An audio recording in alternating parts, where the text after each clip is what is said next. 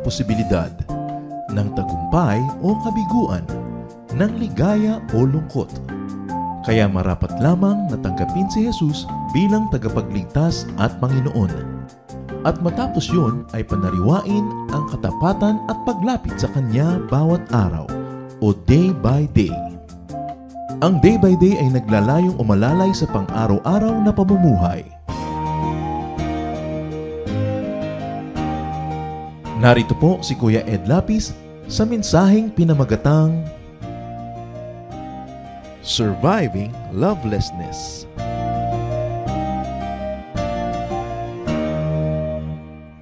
The power of God's love is the most powerful force in the world. At pag ito ang ating nararamdaman, marami tayong bagay na mapapalampas at marami tayong mabuting magagawa. Tulad ng reklamo ng maraming tao na sila daw ay loveless. Yan ay reklamo ng marami, kahit ng may asawa, kahit kuminsan ng may boyfriend o girlfriend, they still feel na their life is lacking in love. At yan po ang ating pag-aaral ngayon, pinamaganda natin, Surviving Lovelessness. Sino kaya dito ang bagay na bagay ang topic na ito? Kung kayo naman ay busog na busog sa love, sometimes you become very insensitive to those who are loveless. So bagay din ito kung kayo naman yung may love dyan. Dahil kuminsan nagiging insensitive tayo. At hilingin natin sa Panginoon na siya ang tunay na magbigay sa atin ng pag-ibig. Ama sa langit, salamat sapagkat kayo Diyos ng pag-ibig. Ang lahat ng uri ng pagmamahal na mabuti at maganda nagmumula sa inyo kahit nararamdaman namin sa pamamagitan ng iba't ibang instrumentong ginagamit mo. But all love comes from you. So we praise and thank you, Lord, because you're a God of love. And right now we ask you to forgive us for sometimes for our lack of love for others. Sa mga pagkukulang namin sa aming kapwa, lalo yung mga dapat naming mahalin, patawarin niyo po kami. At sa iba pa namin mga kasalanan, linisin niyo po kami. Gawin niyo kaming karapat-dapat na humingi sa inyo ng pagpapala. At nawa, Panginoon, yung pagpapalang ito, hindi lang maging amin, maipadama din namin sa iba. So, restore us, O God. Restore our strength, physical strength. Restore our emotional strength. Restore our spirit. Restore our hope, our joy, our excitement in you, and may you be our speaker. Protect us from lies and falsehood, even as we ask that you protect our loved ones from all kinds of harm, especially those who are not with us. Let your holy angels surround us and protect us from all works of evil men and evil spirits.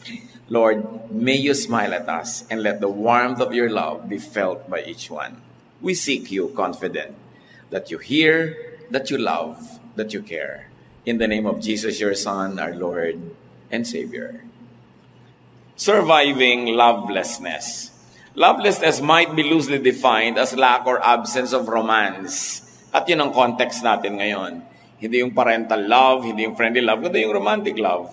In other words, lovelessness as walang romantic partner.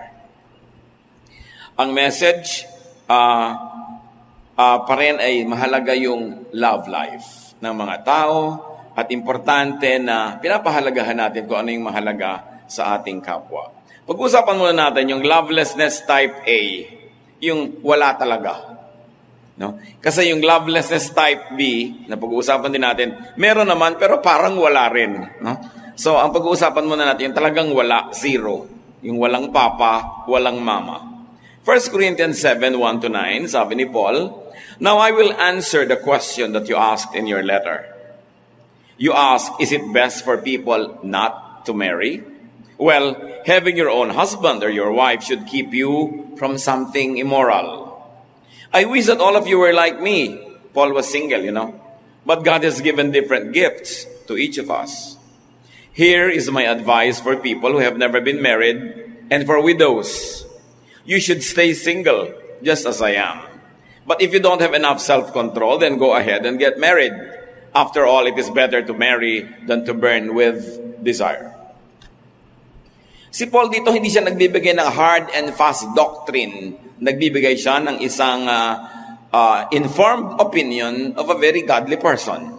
Kasi si Paul, pag nagtuturo yan, may sinasabi siyang, itong sinasabi ko sa inyo, galing talaga to sa Diyos, ha? Meron kung isa siya sinasabi, ito galing lang to sa akin. Opinion ko lang ito. Nilelabel niya yon. This one, hindi niya nilabel.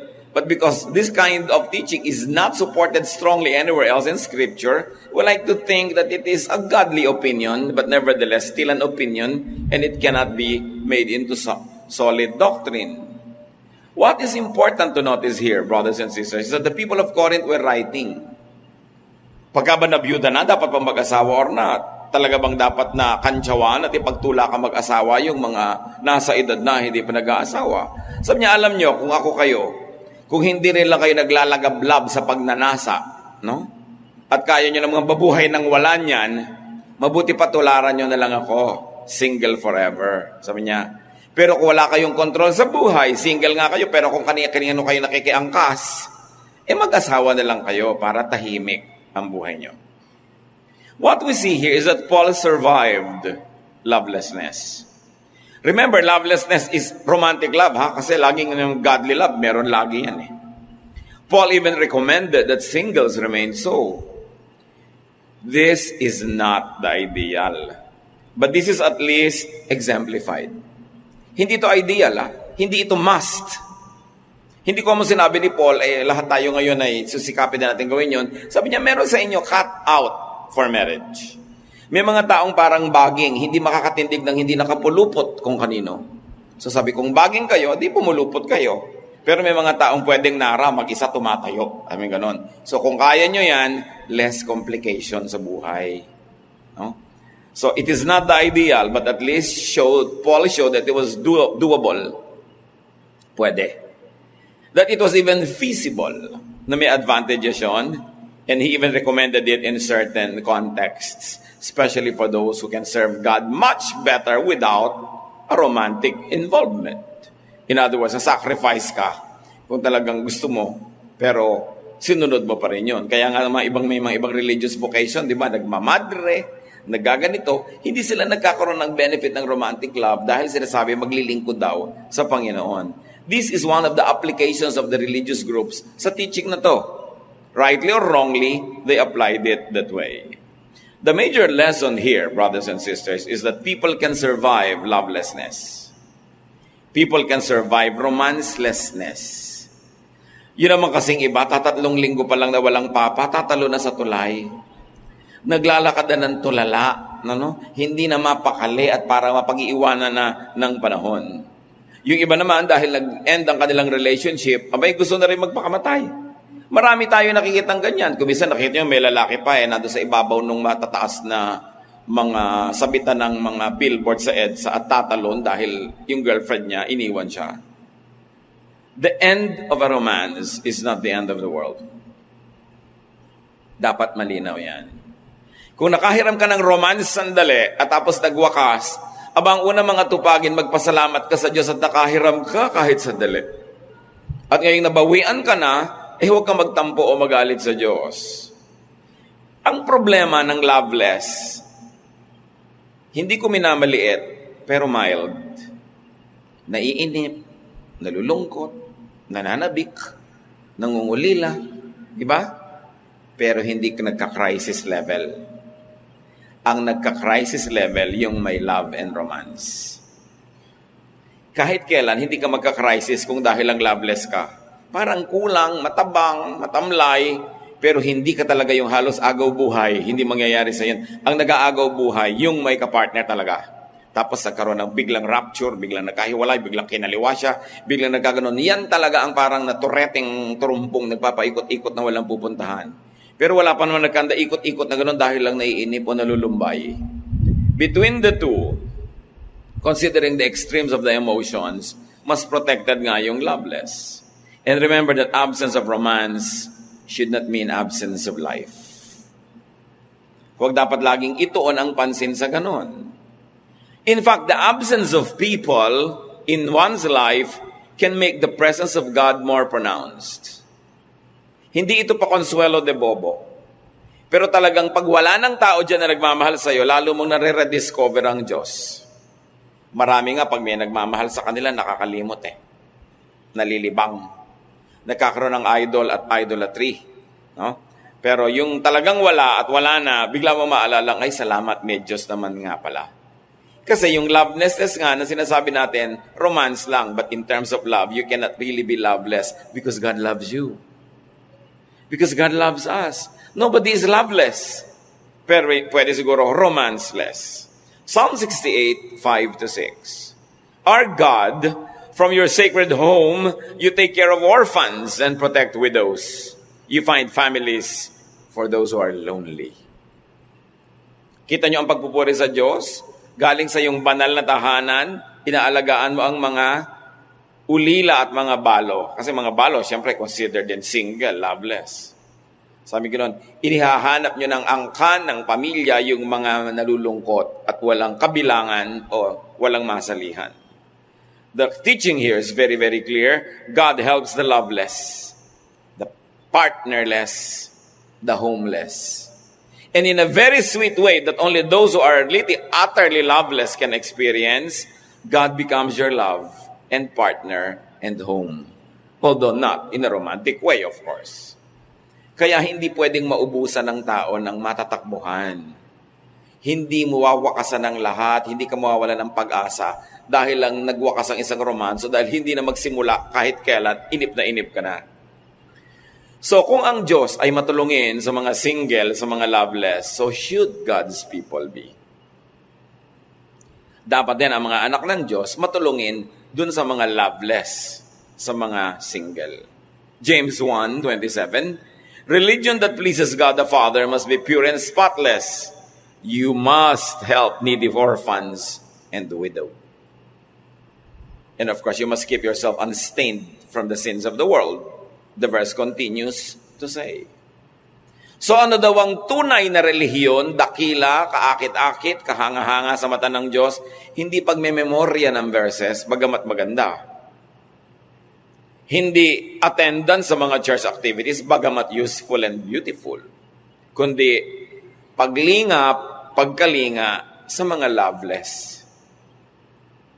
Yung tatakapan mo kahit papano yung malaking kulang sa buhay nila.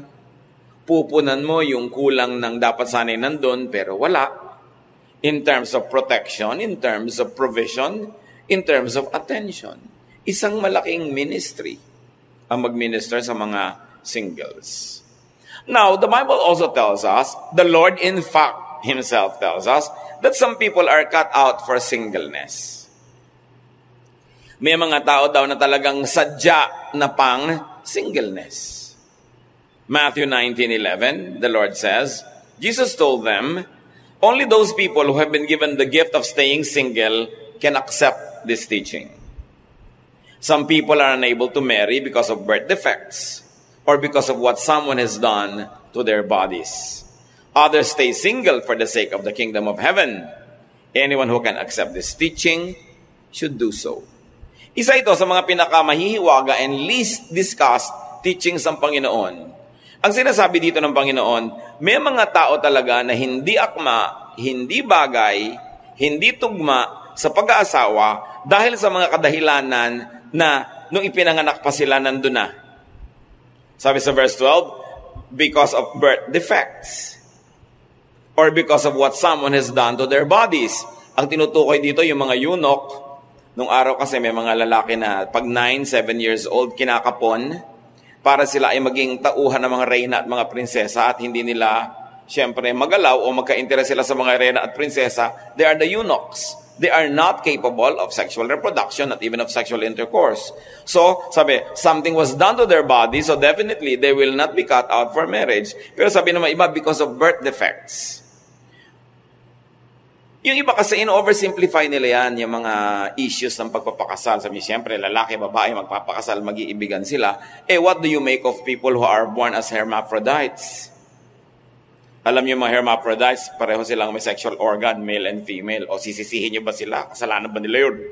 Kaya sabi ni Lord, meron naman talagang sa birth pa lang, kahit hindi sila hermaphrodites, yung composition nila hindi talaga tugma na pang marriage. So huwag niyo silang pilitin.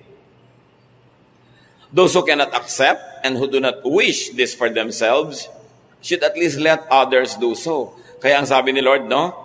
Only those people who have been given the gift of staying single can accept this teaching. Ibig sabihin, those people have been given the gift, the capacity, and the nature to understand how it is to remain single and not have to need marriage. Only they will understand it, because those that are cut out for marriage will find it abnormal that some people are not getting married. Kasi sa kanila, the normal thing is to get married. So ang makakaintindi lang niyan, yung talagang nilikhang ganyan na rin. So, ang mahalaga ngayon sa mga taong cut out for marriage, magpasalamat ka, wala kang birth defect, wala kang birth issues, wala kang inborn issues, so you are cut out for marriage, magpasalamat ka, enjoy it, and be supportive of those who are not like you. Kasi sinasabihan ng talagang pure religion, to be supportive of people who are needy or who lack things that you have in abundance. So Jesus says that some forms of and some reasons for singleness serve godly agenda. And they serve the expansion of the kingdom of heaven.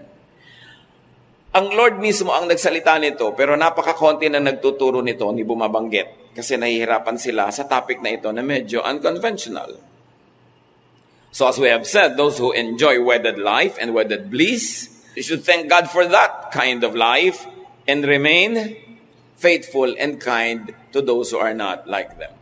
Some lessons we learn here. If some people are indeed cut out for singleness, do not overstrain yourself or others just to have a romantic partner. In other words, don't get married just for the sake of doing so. O ipinanganak ka, hermaphrodite, nalilito ka.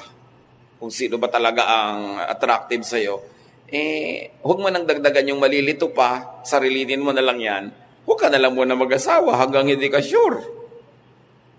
Ang hirap-hirap naman nung hindi ka sure, pero pinapatunayan mo sa magulang mo, sa lipunan mo, na sure ka, sa mag-aasawa ka, tapos after 2 or 3 years, magkakagulo din lang at paghahalo ang balat sa tinalupan, may mga nadamay pang tao. Unless you're sure, it's not a good idea to get married. Especially if you're not physically, emotionally, socially, psychologically, or spiritually into it. Pag hindi hiyang, pag hindi likas, hindi ukol. Pag hindi ukol, hindi bubukol, sabi ng matatanda. Huwag pilitin. Do not bind yourself for another person just for appearances. Tulad sa pagpapakasal, o you want to appear moral and pure, nabuntis ka na ngayon, so magpapakasal ka na lang dahil nagkaganon. Diba? Kahit na kung sino na lang yon, na hindi ka naman sure sa kanya. Na-damage ka na. 1, you were impregnated outside of marriage.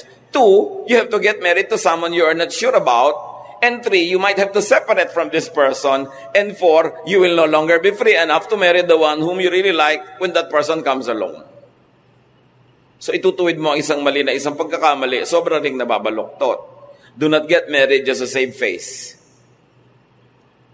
Lagi may nagtatanong sa akin, Pastor, yung pong anak namin, 3 months na, ipapakasal ba namin? Kung nag-iibigan ba yung dalawa, hindi na sure yung mga yan. Hindi pala sure sila, bakit nyo naman ipapakasal? Kasi nakakaya sa mga kapitbahay. Sabi ko, kahit naman ipakasal nyo yan, pag nanganak yan, magbibilang din siya, 6 months pa lang nanganak na. Machichismis pa rin yan. Diba? Tsaka kahit machismis yan, next week may ibang dalagang buntis na naman doon sa kanto. Sa kanya nalilipat yung camera, mawawala na doon sa anak nyo. So, makakalimutan din siya ng chismis. Pero yung ipapako nyo siya sa isang buhay ng pagdurusa para lang makaiwas ng chismis, parang hindi ako komportable sa ganong mga bagay. Do not get married just to project an image. Meron na mga lalaki, hindi naman sure kung gusto nga ba nila magpakasal. Tapos, para lang patunayan, magpapakasal. Siyempre, paano ka naman matagal magpapanggap? Gaano ka pwede magpanggap na matagal? Diba? Habang panahon ba yun? So, lumalabas at lumalabas yun. Totoo, mapag-uusapan ka rin. Mabuti pa, pag-usapan ka na lang maaga kaysa sa dulo. Kasi maraming taong nasasangkot. Do not risk a lifetime just for an urgent relief. Relief from pressure. Kasi buong buhay yan nakataya. Sagrado ang buhay. Kahit ang buhay imperfect. Kahit yung taong may-ari ng buhay na yon, imperfect, sacred yung life niya. Hindi mo pwedeng isacrifice yon just for the sake of appearances, just for the sake of tradition or expectation of people around. Because the individual who owns the life has the duty and the privilege to live that life to the fullest. Kaya dapat yung mga pressure na yan, palayain natin ating mga sarili. Kasi hindi pwedeng ganun. Now, do not pressure others to have a romantic partner or to get married. Lalo't hindi pa panahon. Baka naman pwedeng mangyari, kaya lang hindi pa panahon. Minsan parental or social expectation or pressure or personal denial. As we have said, do not push, especially if there are signs or hints of personality or gender orientation issues. Malaking issue yon, kaya hindi pwedeng babaliwalain. Importante na iginagalang natin kung ano yung kalagayan, especially at the moment. There's a danger of overeager or premature testimonies. Halimbawa ng mga tao. Kumisan, nagkakaroon ng mga sobra tayong expectation. Halimbawa, mayroong isang gay person na biglang naging born again, magte-testify agad, I was formerly gay and now I'm straight. No? Speak for yourself. But when people expect that from everybody, it becomes very oppressive. Especially if your restoration, if the transformation is a process, and processes usually take long. Sometimes it takes a lifetime, but there are people who give quick and false assurances that it's good for everybody, that is a formula for everybody. It becomes oppressive. An instant reorientation in anything is a very, very big promise to make and to keep. This is oppressive, even to those making the promise. Para rin yung kumisan, pag sikat ka, artista ka, bigla ka na born again, pinagte-testify agad, ikaw ng change life mo. Hindi mo na-sustain. After 3 months, na-fall ka, nalagay sa dyaryo, yung the same tao na hallelujah, hallelujah, nung nagte-testify ka, will now condemn you. Mahirap yung testimony business, kaya hindi tayo mahilig magpa-testify. Yung nagte-testify na papako. The weather is not the same every day.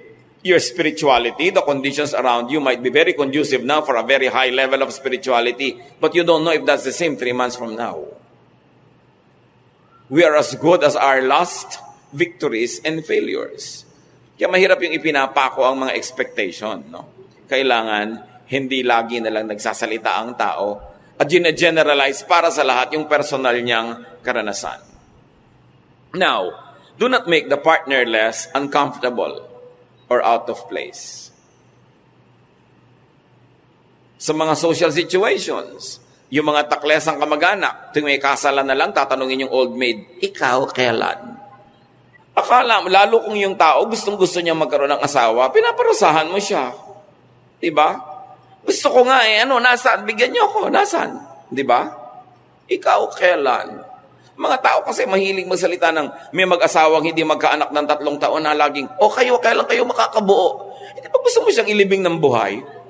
Kung merong gusto makabuo yung mag-asawa, bakit nakikialam yung mga tao laging, kayo, baka naman di kayo marunong, bla bla bla. Yung mga nonsense na mga walang katuturan, mga salita ng mga tao, lalong nagpapahirap ng loob sa mga nahihirapan na nga.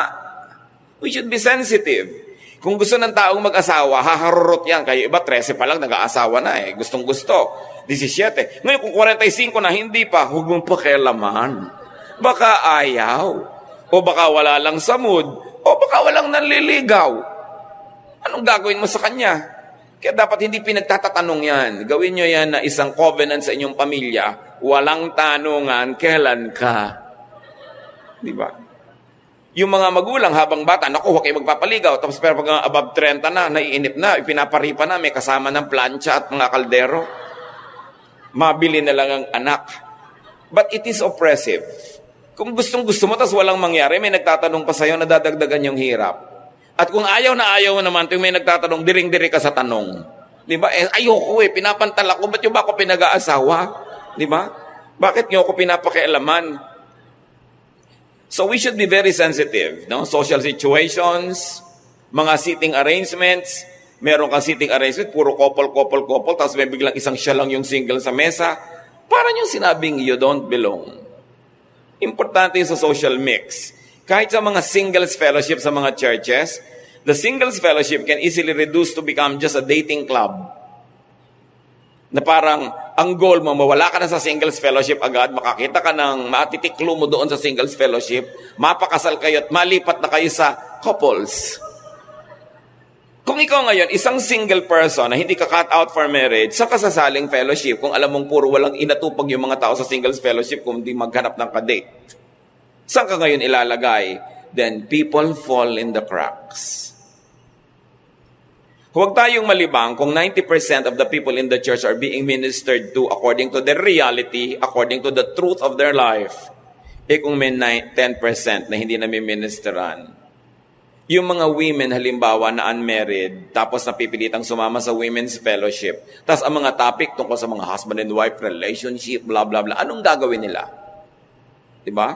These people fall in the cracks. And you must notice that the attention of the Lord Jesus was not on the majority who are happy and normal, but to those who fall in the cracks, the outsiders. The lepers, the sinners, the tax collectors, the outcasts, yung mga walang description, yung mga hindi kasali, yung mga puwera, yun ang inipon niya at yun ang kanyang labis na minahal. Dapat ganun din ang gawin ng church at ng mga church people.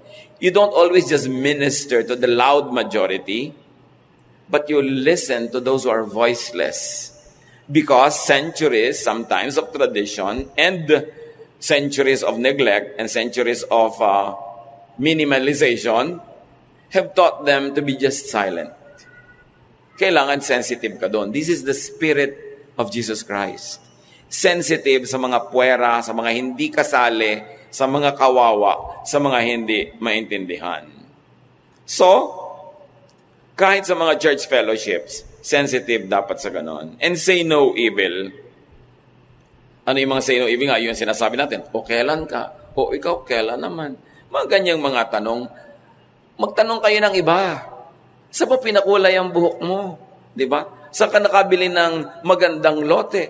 Marami namang naitatanong sa buhay. No? Pero yung ganong tanong talaga, napaka-unkind. Stop asking. In fact, do not even ask. And do not be over-solicitous. O ikaw, ito kawawa naman ito, wala naman itong kasiping sa mga malalamig na gabi. Padala mo ng unan. Diba? Ay, anong magagawa mo? Walang katuturan yon. Stop criminalizing singleness and aloneness. Isa pa dito na laging mga tampulan ng biro, mga byuda. You know, next, more difficult to being single all along is to have had a husband or a wife and then maging widow or widower. Lagi nila ikaw tampulan din ng mga biro, no? At yung mga dirty old men, walang ginawa kundi kindat-kindatan ng mga byuda. Yung parang akala mo laging lahat ng byuda ay marupok. Lahat ng byuda ay talagang hinihintay lang matisod sila at sasama na. Maraming lalaki ganun ang attitude sa mga byuda. Napaka-condescending. We must be sensitive and respect widows, no? Kasi kung gusto naman nilang ilagay yung place nila, sarili nila in the market, they can and they will. You don't need to push or pull them. Total free naman sila legally and morally. O kaya overly strict tayo sa byuda. Yung mga anak, naku, hindi na namin pagpapayagang mag-asawa si mami na nabiyuda. 37 pa lang mga anak, yung nanay nyo. 42. Sana man lang 97, baka pwede na, sige. Pero kahit mga 97 at gusto niya, bakit nyo pipigilin? Selfish sa mga anak.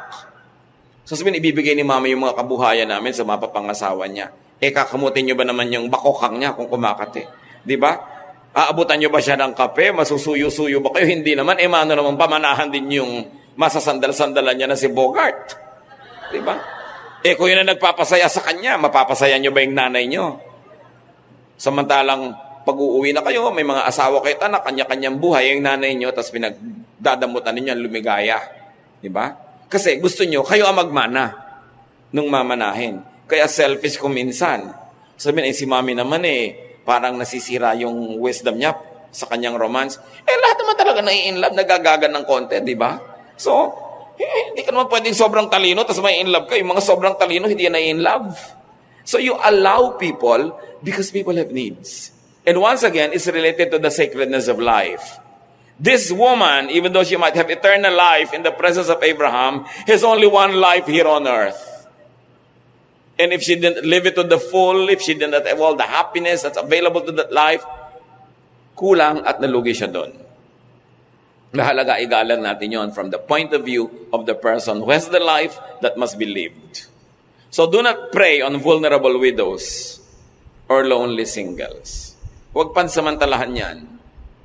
May iba pang pagsasamantala sa widow na ginagawa ng mga religious people nung araw, kinriticize ang Panginoon.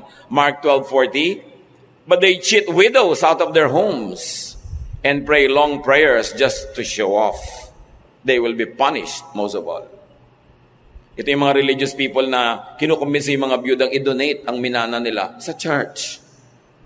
Sabi, padasal-dasal pa sila makakaba, ang intention lang naman nila ay makuha yung mga naiwang kayamanan doon sa biyuda. Sabi, grabe ang punishment sa mga ganyan, mga nagsasamantala. Now, do not cause singleness or widowhood by wrecking homes. Kanina, pinag-uusapan lang natin how to be kind to the single and to the widow. This time, huwag kayo ang maging cause na may naging single tuloy, dating married, kasi naagaw nyo yung partner niya. Do not create a gap between a husband and a wife to the point that one of them becomes yours and the other one becomes a single again. Hebrews 13:4, have respect for marriage. Always be faithful to your partner, because God will punish anyone who is immoral or unfaithful in marriage. Respect someone's marriage. Huwag na huwag kayong magiging dahilan para yung mag-asawa magkahiwalay. Huwag na huwag mang-agaw. Kung gusto ng Diyos na magka-partner kayo, napakarami pang single na tao, may 6 na bilyong tao sa planeta, hindi nyo kailangan mang-agaw ng may ka-partner na. Akala nyo lang wala na kayong matatagpo ang ganun. Marami nun. At kahit wala, edi pasensya kayo kasi may nauna na. Kailangan iginagalang natin yung marriage sa mga tao. Kahit na yung isa na doon sa married na yun ang lumalapit sa'yo, ipagtulakan mo pabalik sa asawa niya. That's the godly thing to do. Kahit gusto mong kabigin mo ng dibdib, itulak mo pa rin kasi hindi yun ang tama. Maunawain ka sa nagkakamali, maunawain ka sa mga those people who fall in the cracks, maunawain ka doon sa mga hindi normal, pero huwag ikaw ang pagsisimulan ng gulo. Kailangan strict ka sa sarili mo at ikaw ay maluwag sa ibang tao. Now, yung pinag-uusapan natin type A, yun yung wala talaga. Pag-usapan natin yung lovelessness type B, yung meron pero parang wala. May asawa kayo pero malayo. Type B kayo. Di ba?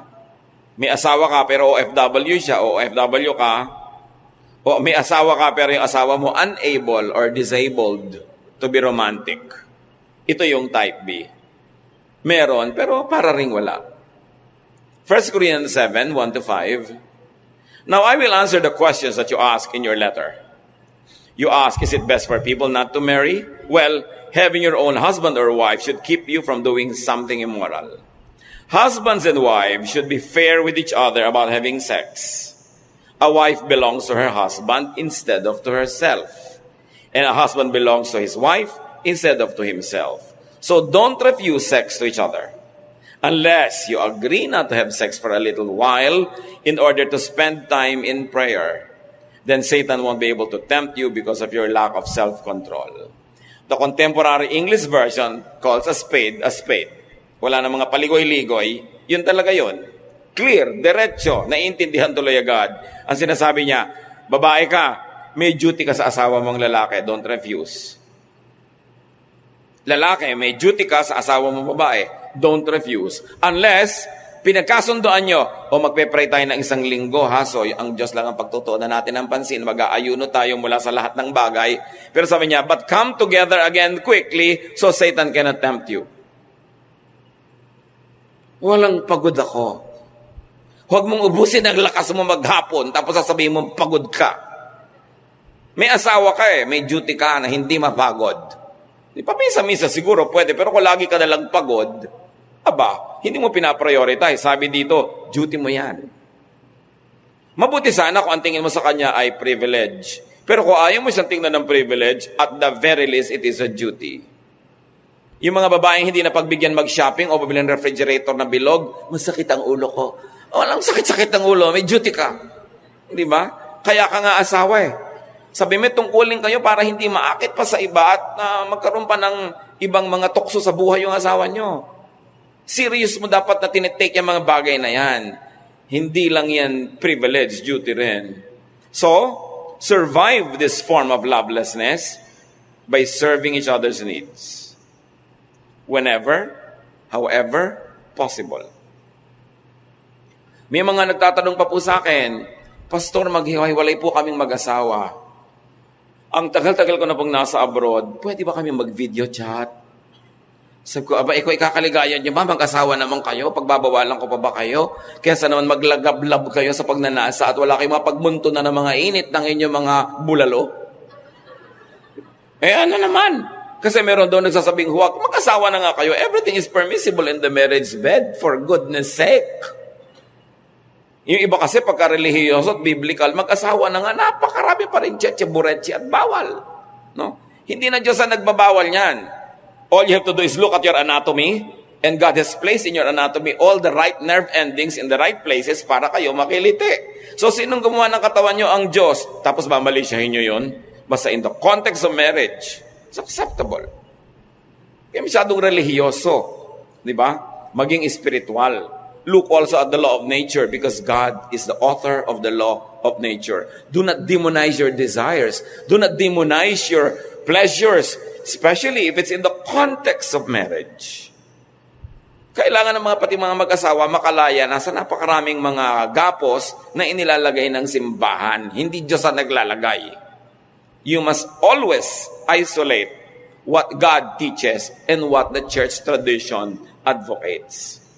So, kailangan gumawa kayo ng paraan para magkaroon kayo ng mga hindi naman ipinagbabawal ng Diyos na kasiyahan sa buhay. Survive this form of lovelessness by setting limits to absence or separation, unavailability. O may out-of-town trip si Mr. hanggat maaari, no more than 2 nights. Sa 3rd night, gumaganda na ang chambermaid. Gumaganda na ang receptionist. Sa 4th night, pati magbabalot, gumaganda na. Okay? Although marami namang magbabalot na likas talaga maganda. Pero hindi mo tinatagalan yan. Kaya ang problema nga ng mga OFWs, ganun eh. Paano kaya kami, Pastor? Sabi ko, alam mo, para sa akin, hindi ko naman i-impose sa inyo ang aking pananaw. Kahit kayo medyo mahirap, pero magkasama kayo, mabuti na yun. Kaya sa mga luho ang buhay nyo, magkahiwalay naman. Mag-asawa ka pa, magkahiwalay din naman. So kung meron kang immediate need, kailangan bayaran, utang, o sige, gawin sandali. Pero meron kayong usapan, hindi tayo matetempt, huwag nating habaan. Kasi dapat ang mag-asawa talaga magkasama. Kaya napakalaki rin ang pagkukulang sa atin ng ating bayan, ng ating gobyerno, na hindi tayo mabigyan ng mga provision na ang mag-asawa hindi na kailangan maghiwalay pa. Pero palagay ko, kahit paraisong ekonomiya sa Pilipinas, marami pa rin mag-abroad kasi talaga mahilig mag-adventure ang mga Pinoy. Hindi lang dahil sa pangangailangan, mahilig talaga. So isama nyo, bitbitin nyo ang asawa nyo. Yung iba naman, magkasama na, magtatanong pa sa akin, medyo malaki po ang gastos namin, pauwiin ko kaya sa Pilipinas si Mrs. Kung magtigil ka, magdiyan kayo, at least magkasama kayo, nag-asawa ka pa. So kayo, mga hindi pa married, huwag nga kayo mag-asawa kung nasa plano nyo naman, hindi rin kayo magsasama. Ba't ano pa? Mahalaga, pinapahalagahan yan. Kaya kami partner para hindi ka na mag-adultery. So it's doubly wrong to commit adultery when you already have a partner. While it is wrong to do that when you don't have a husband or wife, it becomes doubly wrong. May asawa ka na, wala ka ng excuse. Kaya dapat yung mag-asawa nagkikreate ng teamwork, how you can get the maximum happiness from your partnership. Para hindi na maghanap ng iba. May mga asawa rin naman kasi daig pa ang madre superiora sa higpit, ang dami-daming arte. Di ba?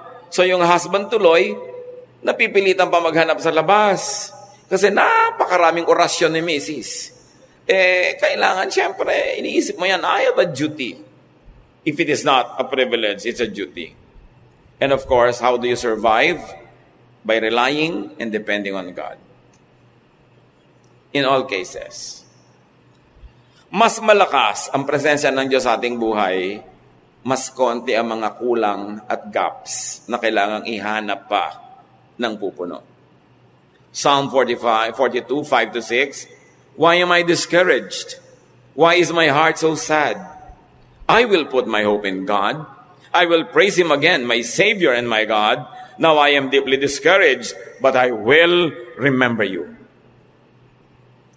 So sa loveless, sa romanceless, put your hope in God.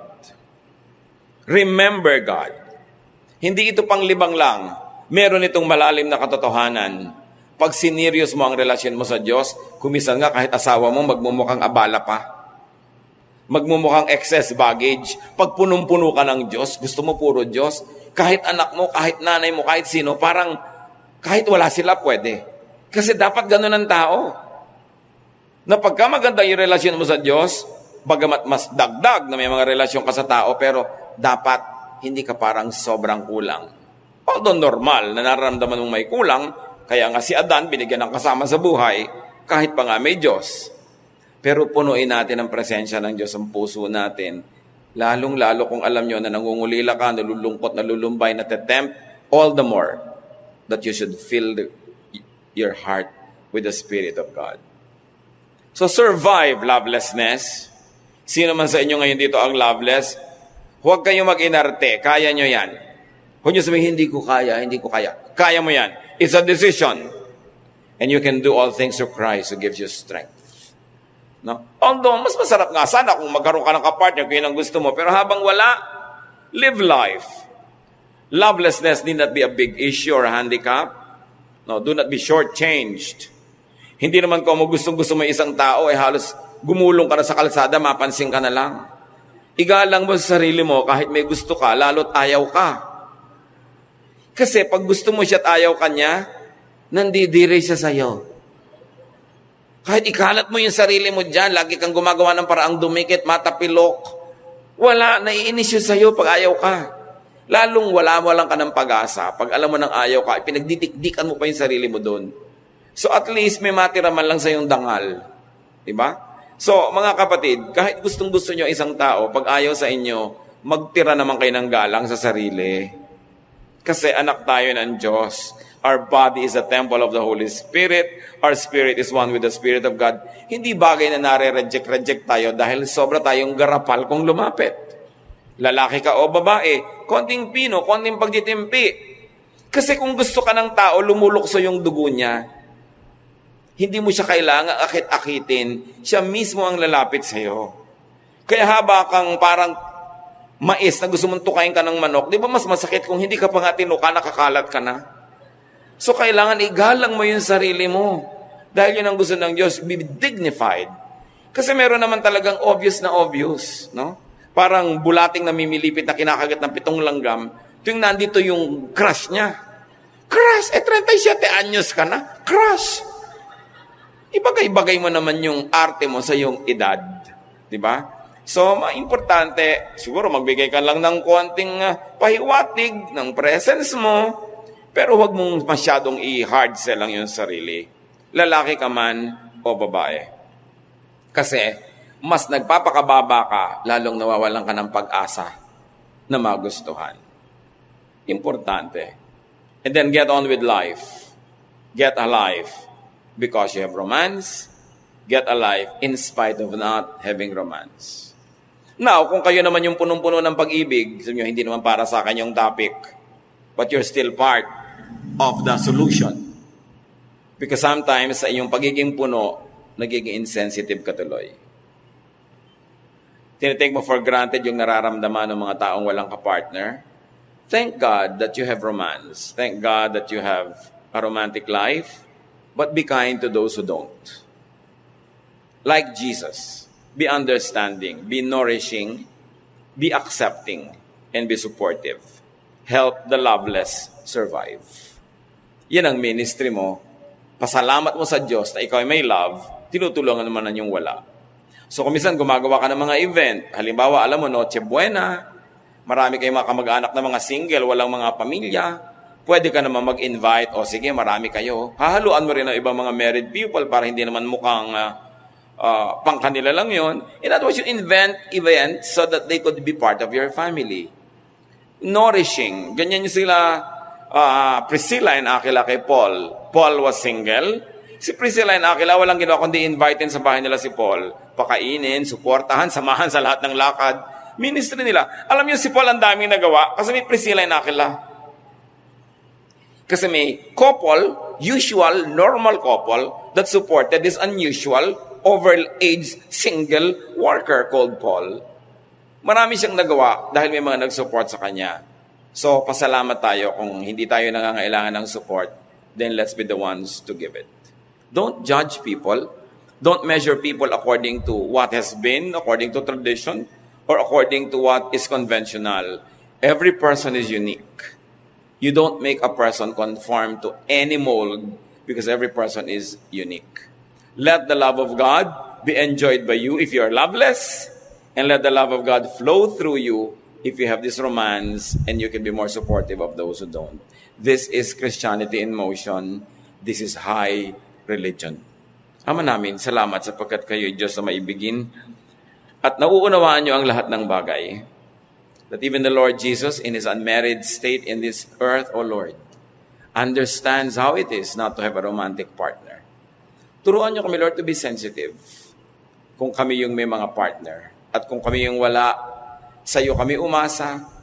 Umanap kami ng mga ibang human partnerships that are not romantic but nevertheless fulfilling, nevertheless supportive and nourishing, at humanap kami ng mga ibang mga causes sa buhay instead of just focusing on this. Mga kapatid, sa ilang saglit, pagbulay-bulayan na ating sarili nating buhay, tayo ba'y nangangailangan ng support? Tayo ba'y pwede mag-support? Ano ba ang pagkukulang natin sa mga tao nasa paligid natin? Baka meron tayong dapat ihingi ng tawad sa Diyos at sa kanila. Manahimik tayo sumandali. Lord, sa aming pananahimik, ituro mo sa amin ang mga personal application nito mga sinabi ng Panginoong Jesus, sinabi ni Paul, at sinabi ng iba pang mga words sa Bible, O God. Teach us to have a life with or without a romantic life.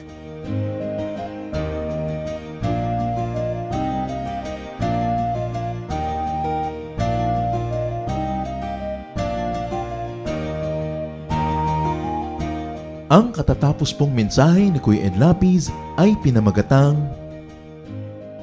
Surviving Lovelessness.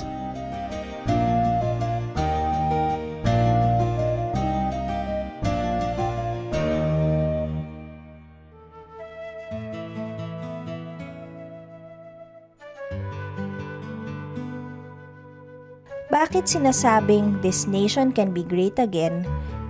Kailan nga ba naging great ang Pilipinas? Napakarami sigurong matatawag na greatness ng lahing Pilipino, pero kung sa technology, sa trading, sa material culture, matatawag siguro natin yung from the 11th to the 13th centuries na golden age ng Philippine civilization. Kasi pagka hinukay natin ang mga libingan ng ating mga ninuno, yung mga diggings nga na na-date dyan sa panahon na yan, napakalaki ng ebidensya ng sophistication and improvement and development of our civilization. Metal craft, halimbawa, yung mga paghahabi, pottery, bagamat maraming imported from China and the other countries, it only means that we are vigorously trading with these people. So isa yan na matatawag na golden age. Yung pagsisimula at paglago ng Ifugao Rice Terraces is a golden age, no, in terms of community work or public work, if you might call it. Yung ating pagtayo laban sa Espanya, sa ating himagsikang Filipino noong 1896, at ang pagwawagi at ang deklarasyon ng independensya noong June 12, 1898, ang pagsulat ng konstitusyon sa Malolos, nakauna-unahang konstitusyon ng isang republika sa buong Asya. These are high water marks of a civilization.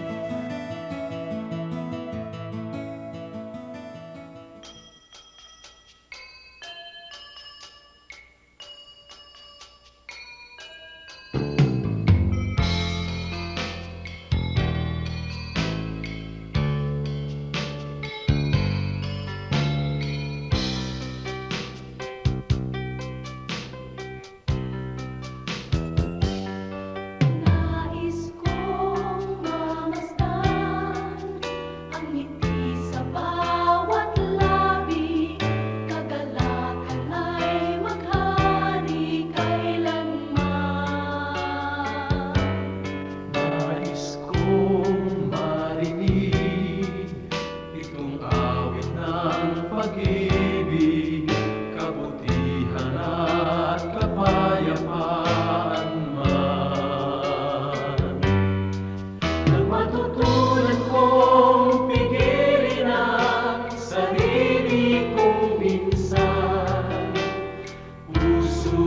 ay bigyan ng kahinahunan. Ang katapatan ko nawa sa'yo'y hindi mahihimlay. Mapagtiis na puso, kabaitan ng taglay. Bunga ng Espiritu, mayroon ka ba sa buhay mo? Ang kinakailangan na ipakita ng Kristiyanong tunay. Bunga ng Espiritu, kung wala sa buhay mo, kay Jesus tanggapin mo. Bunga ng Espiritu.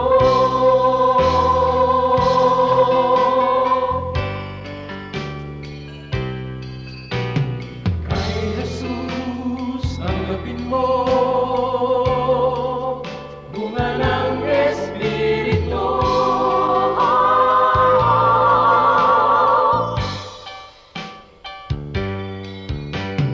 Bunga ng Espiritu, mayroon ka ba sa buhay mo?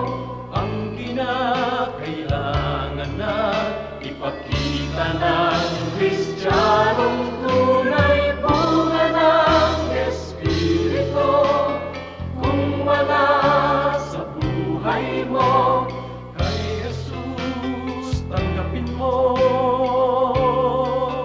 Bunga ng Espiritu.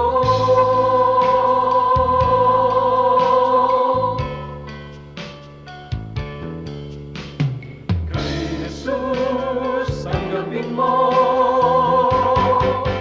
Bunga ng Espiritu.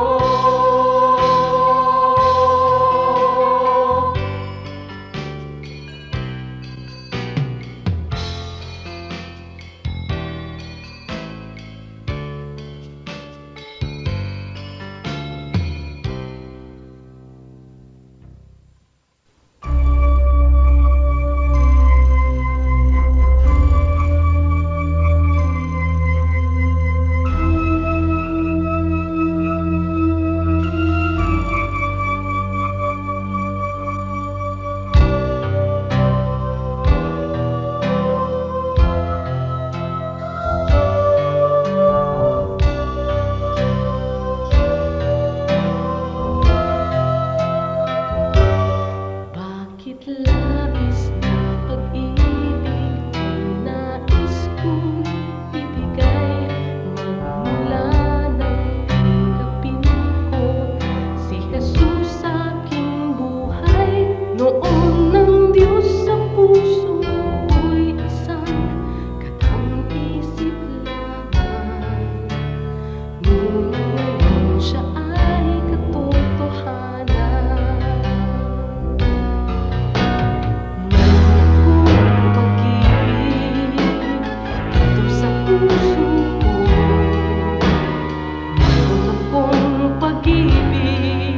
Nais kong ibahagi lagi sa inyo. Mayroon akong pag-ibig na hindi mamamatay. Mayroon akong pag-ibig, ito ay panghabang buhay. Labis-labis na pag-ibig ang sa'yo'y naghihintay. Pag sa puso'y tanggapin mo si Jesus na siyang buhay. Noon ng Diyos sa puso'y isang katang-isip lamang. Ngunit ngayon siya ay katotohanan. Mayroon akong pag-ibig dito sa puso ko. Mayroon akong pag-ibig, nais kong ibahagi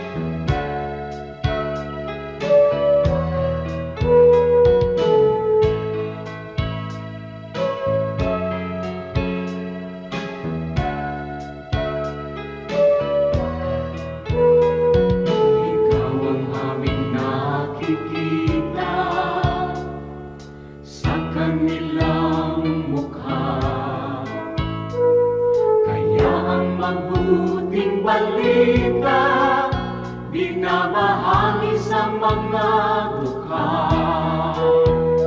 Ngunit paano nilang masisilayan ang habag at pag-ibig mo kung hindi mapatutunayan sa aming patotoo?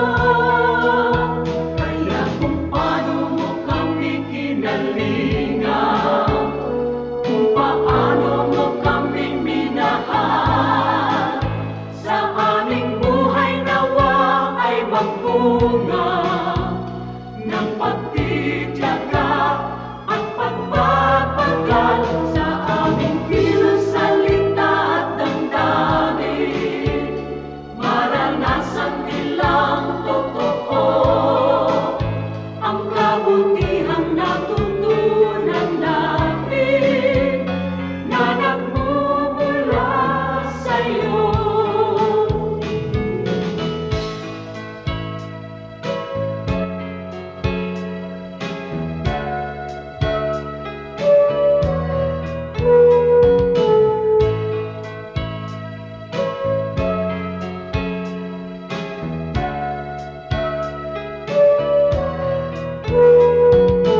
Kung ang tao at ang lipunan ay laging makasarili,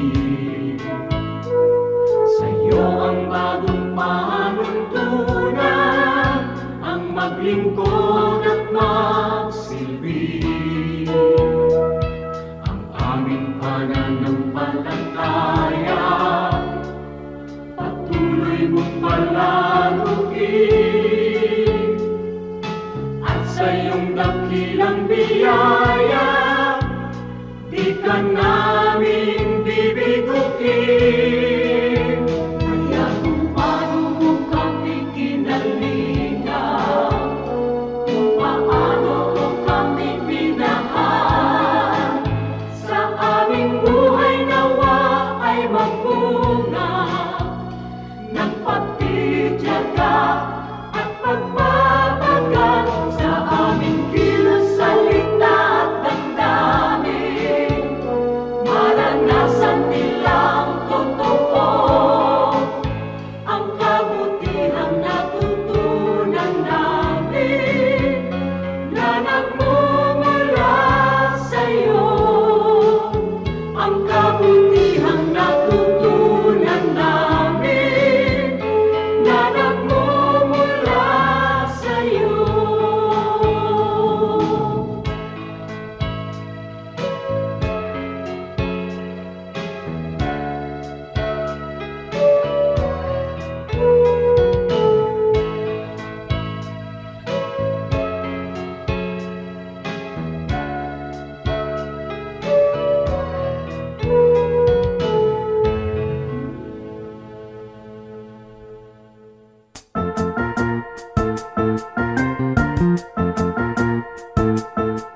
Oras na po para pansamantalang magpaalam ang programang Day by Day.